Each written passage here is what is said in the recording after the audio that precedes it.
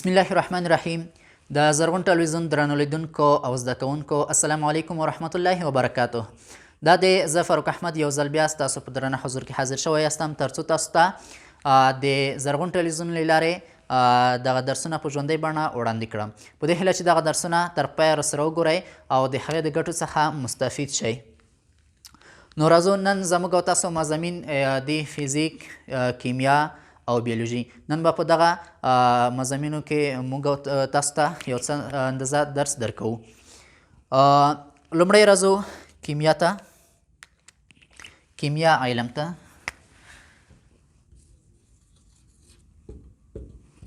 کیمیا یا کیمستري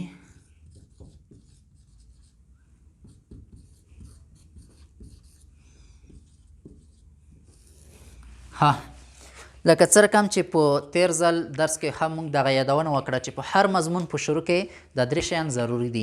د مضمون تعریف، موضوع، غرض. تعریف د دې لپاره تر څو دغه علم چې زه زده کوم دا وپېژنم چې دا علم د کوم شي نه بحث کوي. مثلا دغه ته غواړې چې طب ووایې، نو دغسې علم باید ته زده کړې چې هغه د طب نه بحث کوي، د ژوندۍ موجوداتو نه بحث کوي. او که ته غواړې چې انجینر شې نو داسې مضامین باید ووایې او زیات زده کړې چې هغه د همدغه اړخ نه بحث کوي. نو تعریف پیژندل زیات ضرور دي. که موږ وغواړو چې مثلا طب ووایو خو موږ د طب په ځای د پښتو د ادبیاتو کتابونه ګورو، نو بیا به طب کې موږ او تاسو ډېر زیات مشکل ولرو. نو لومړی د تعریف د پیژندل پکار دي چې د علم چې زه زده کوم د کوم شي نه بحث کوي. آیا د کومه ښوونځی یا کوم هدف چې زه غواړم آیا دغه مضمون ما هغې ته رسولی شي او که نه. نو د دې وجې نه د تعریف پیژندل پکار دي. دوهم چې ده مونږ موضوع زده کوو. دا علم چې زه وایم دا د کوم شي نه بحث کوي، په دې علم کې کوم موضوعات بحث کوي چې دا ضمنا د تعریف سره خپله راځي.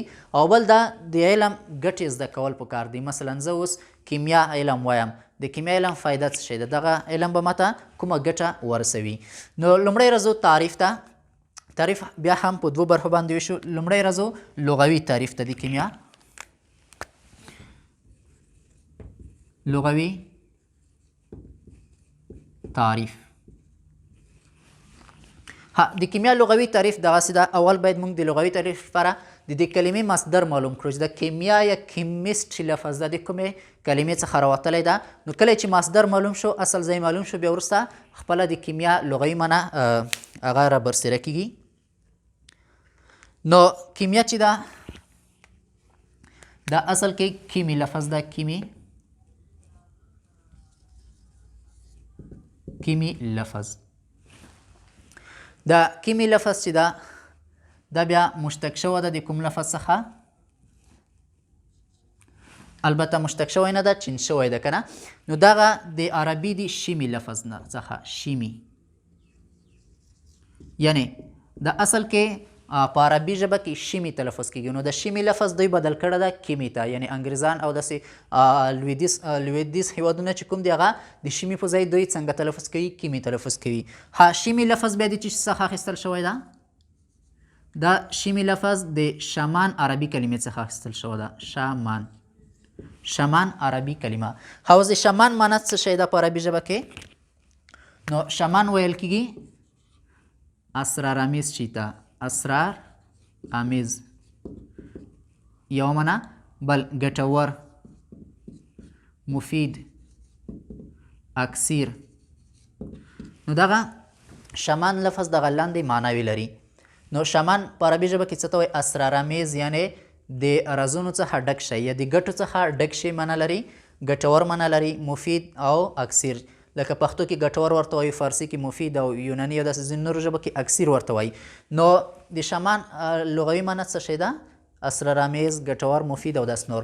بیا د شمان لفظ بدل شوی ده په شیمي باندې، او اوس هم په زیاتره هیوادونو کې کیمیا ته شیمي وایي. لکه پوهنتونونو کې هم موږ لرو بیوشیمي، الکتروشیمي یا برقي کیمیا. یا په ایران او داسې نورو هیوادونو کې اوس هم د کیمی په ځای یا د کیمیا په ځای هغې باندې شیمي لفظ لیکل شوی وي. نو شیمي لفظ بیا دغه انګریزانو یا لویدیځوالو د نقل کړلو په کیمي باندې. نو اوسنۍ کیمسټري ترېنه جوړه شوه، کیمسټري یا شیمي. مثلا موږ وایو بایوکیمستري یا بیوشیمي، پښتو کې ورته وایي بیوشیمي. نو د شیمي لفظ اوس هم پاتې شوی ده، پرې هلې منځه نه ده لاړ شوه. نو اوس د کیمیا لغوي تعریف واضحه شو چې کیمیا په لغت کې څه ته ویل کېږي. کیمیا په لغت کې ویل کېږي ګټور، مفید او داسې اسرارآمیز شي ته ویل کېږي. اوس د کیمیا اصطلاحي تعریف ته راځو چې په اصطلاح کې کیمیا څه ته ویل کېږي.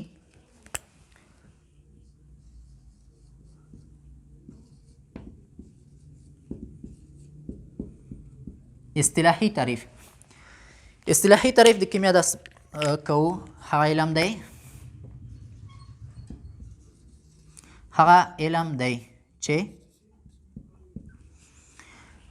چې د عنصرو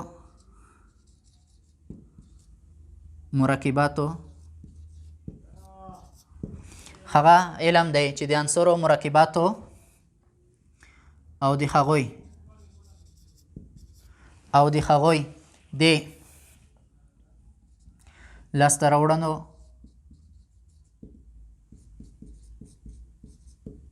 استعمال ځایونو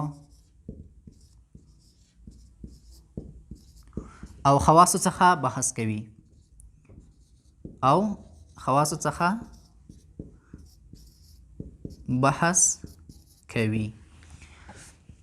کیمیا هغه علم دی چې د عنصرو مرکباتو او د هغوی د لاسته راوړنو استعمال ځایونو او خواص څخه بحث کوي. په څه معنا؟ د تعریف د وضاحت لپاره وایو کیمیا کسه د څو شیانو نه بحث کوي. دلته موږ او تاسو ګورو، یو د عنصرو څخه بحث کوي، دوه د مرکباتو څخه بحث کوي، دریم د هغوی د لاسته راوړنو څخه بحث کوي، څلورم د هغوی د استعمال ځایونو څخه بحث کوي، پنځم د هغوی د خواصو څخه بحث کوي. البته د محلولونو او نورو موادو څخه هم په یو څه اندازه بحث کوي، خو زیات بحث یې د عنصرو او د مرکباتو څخه ده. د محلولونو څخه هم بحث کوي چې هغې ته بیا تحلیلي کیمیا ویل کېږي.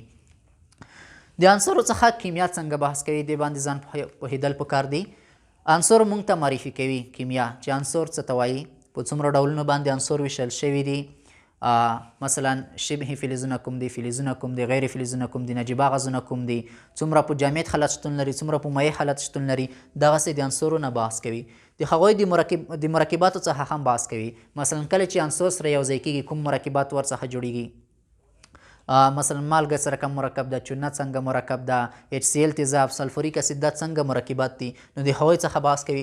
د لاسته راوړنو د طریقو څخه یې بحث کوي. عنصر سره کوم ته لاسته راوړل کېږي. بیا په عنصرو کې سره زر په کومه طریقه لاسته راوړل کېږي، سپین زر په کومه طریقه لاسته راوړل کېږي. مثلا HCl تیزاب، سلفوریک اسید او دغسې نور مرکبات او عنصر په کومو طریقو موږ ته لاسته راوړلی شو. نو کیمیا موږ ته ښایي چې یو عنصر په کومه طریقه لاسته راوړلی شي او حاصلولی شي، او یو مرکب په کومه طریقه حاصلولی شي. نو انشاءالله موږ او تاسو به بیا ځینې عملي تجربې هم ښایو چې مثلا هایدروجن غاز موږ څنګه لاسته راوړلی شو، اکسیجن غاز څنګه لاسته راوړل شو، نو همداشان ځینې مرکبات څنګه لاسته راوړل شو. دغه تجربې به انشاءالله موږ او تاسو په لابراتوار کې په عملي ډول هم ښایو. د استعمال ځایونو څخه بحث کوي. مثلا هایدروجن یو عنصر ده، په کوم ځای کې استعمالیږي، سودیم کوم ځای کې استعمالیږي، د کلورین رول څه شی دی، کلسیم څنګه استعمال ځای لري که نه. د دغه شیانو څخه هم بحث کوي او د خواصو څخه هم بحث کوي. د عنصرو او مرکباتو د خواصو څخه هم بحث کوي. مثال طور هایدروجن څنګه خواص لري؟ آیا زهري خواص خو نه لري چې انسان ته توان ولري؟ آیا انفجار خو منځته نه راوړي؟ آیا اوربلونکی خاصیت خو نه لري؟ همداسې نور عنصر کلورین کوم ډول خواص لري؟ نو کیمیا موږ ته ښایي ګورئ چې هیلوجن عنصر چې دی هغه زهري مواد دی، هغه باید تنفس نه شي، هغې د تنفس څخه ځان باید وساتل شي. همداشان هایدروجن چې دا چاودیدونکی ماده ده، نو د دې د انفجار څخه باید موږ څنګه ځانونه وساتو. نو کیمیا دغه د کیمیا اصطلاحي تعریف. په لنډ ډول وایو کیمیا په لغت کې څه ته وایي؟ ګټور یا اسرارآمیز شي ته وایي. او په اصطلاح کې هغه علم دی چې د عنصرو نه بحث کوي، د مرکباتو څخه بحث کوي، د عنصرو او مرکباتو د لاسته راوړنو له طریقو څخه بحث کوي، د دغې عنصرو او مرکباتو د استعمال ځایونو نه بحث کوي، او د عنصرو مرکباتو هغه خواص موږ ته ښایي. البته یو یادونه بیا هم کوو چې موږ نشو کولی د کیمیا تعریف په یو تعریف کې راجمع کوو او داسې نور ورسره اضافه کوو، د دې په خاطر چې مثلا اوس کیمیا کې شاید د عنصرو او مرکبونو پرته نور شیان هم راشي لکه محلولونه او داسې نور، خو اکثره برخه چې دغه د عنصر او مرکبات دي. دغه و د کیمیا تعریف. د دې نه وروسته اوس موږ راځو د کیمیا د علم مثلا موضوع او هغه هدف ته. د کیمیا د علم موضوع څه شی ده؟ د هر شي موضوع تاسو د تعریف نه معلومولی شئ. مثلا کیمیا کې چې موږ د کوم شي نه بحث کوو همغه د کیمیا موضوع ده. د کیمیا د علم موضوع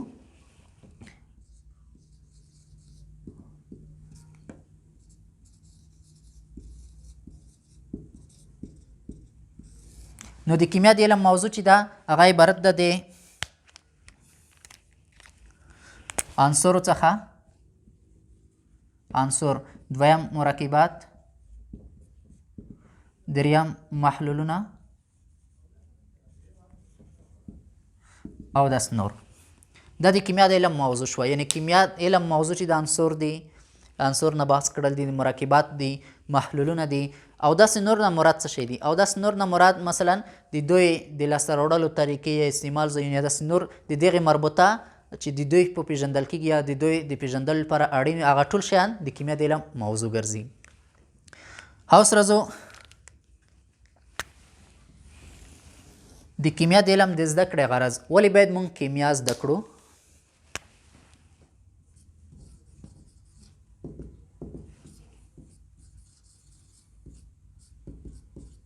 د کیمیا د علم د زده کړې غرض.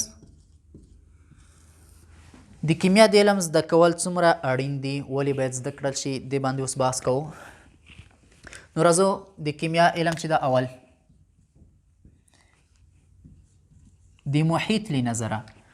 د محیط له نظره د کیمیا علم زده کول ضرور دي تر څو موږ پوه شو چې د محیط کې د کوم غاز چې شتون لري، د کوم غاز ده موږ ته څه فایده لري، یا مثلا د خاوره کې کوم عنصر شتون لري که نه، همداشان یو عنصر په کوم ځای کې پیدا کېږي، دغه شیان باندې تر څو موږ پوه شو کوم عنصر مضر دی کوم عنصر مضر نه دی.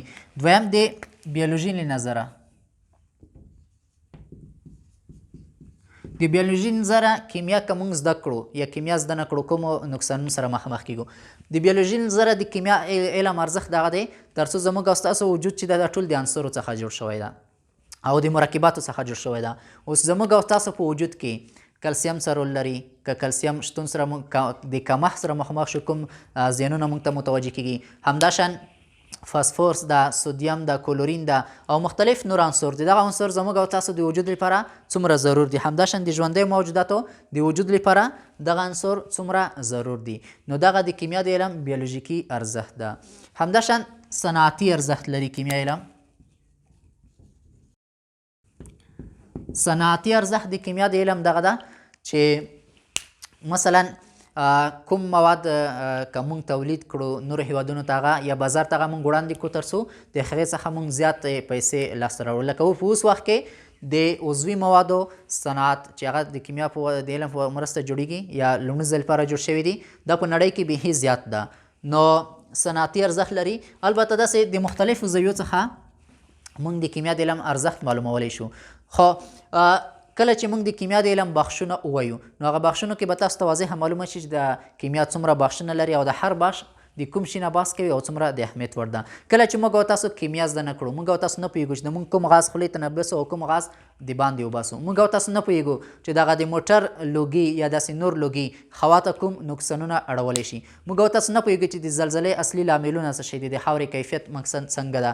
نو په دغه شیانو باندې موږ او تاسو نشو پوهېدلی. همداشان که موږ او تاسو په وجود کې د کلسیم د شتون د کمښت سره مخامخ شو، موږ او تاسو چې کیمیا نه وي زده نو په دې باندې نشو پوهېدلی چې کلسیم څه شی دی یا د فاسفورس څه شی دی یا د دې د کمولو نه کوم نقصانونه منځته رسي. مثلا که یو کس کلورین غاز تنفس کې کوم مشکل منځته ورته راځي نو دغه شیانو باندې موږ او تاسو نشو پوهېدلی. نو د دغه د پوهېدلو لپاره موږ او تاسو د کیمیا علم باید څه نه څه زده کړی وي. اوس راځو د کیمیا د علم څانګې یا بخشونه.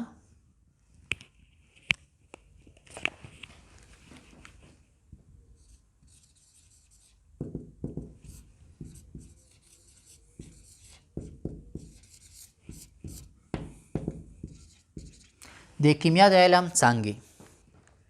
کیمیا علم زیاتې څانګې لري چې مشهورې به یې انشاءالله موږ او تاسو دلته ولیکو ذکر کړو. اول راځو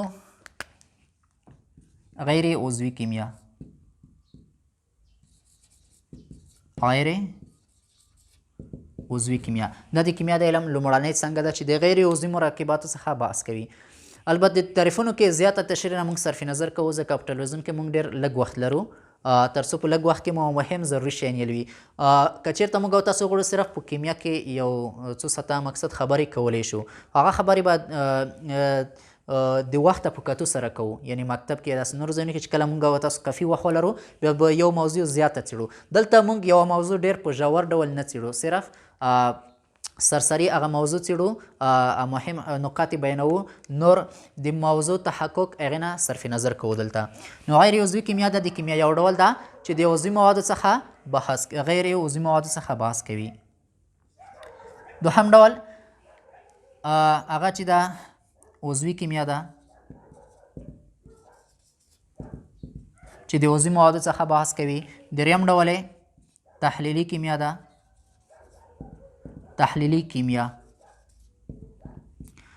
چې دا تحلیلي کیمیا د څه شي څخه بحث کوي؟ د محلولونو څخه بحث کوي. څلورم ډول فزیکي کیمیا ده.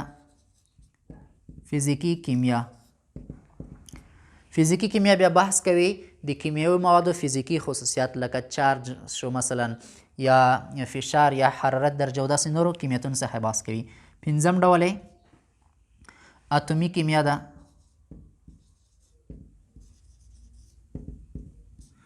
شپږم ډول هستوي کیمیا ده. اتومیک کیمیا هستوي کیمیا تقریبا ورته موضوعات لري، سره ورته دي. نو دغه د اتومونو د هستو همداشان د اتومونو څخه بحث کوي یا اتوم فزیک ته ورته موضوعات لري. بل ډول اوومې محیطي کیمیا ده. محیطي کیمیا محیطي کیمیا د څه شي نه بحث کوي؟ محیطي کیمیا زموږ او تاسو په شاوخوا کې په محیط کې چې کوم کیمیاوي عنصر دي، کوم کیمیاوي مرکبات دي، د هغوی څخه بحث کوي او د هغوی ګټې او زیانونو څخه بحث کوي او د هغوی کې چې کوم تحولات بدلونونه منځته راځي د هغې څخه بحث کوي. بل ډول صنعتي کیمیا ده.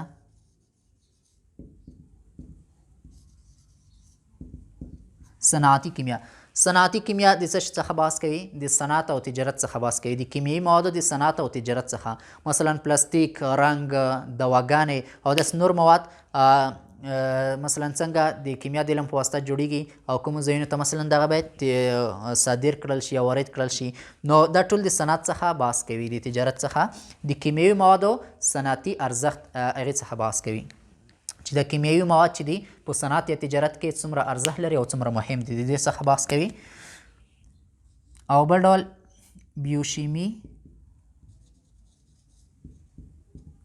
بیوشیمي یا بایولوژیکل کیمستري، بیولوژیکي کیمیا. بیولوژیکي کیمیا د څه شي څخه بحث کوي؟ د ژوندیو موجوداتو په شتون کې د عنصرو او د مرکباتو څخه بحث کوي چې ژوندیو موجوداتو کې کوم عنصر شتون لري او کوم مثلا د څه لپاره کار کوي او په کمښت کې کوم مشکل منځته رسي، نو د دغه شیانو څخه بحث کوي. بل ډول الکتروشیمي ده.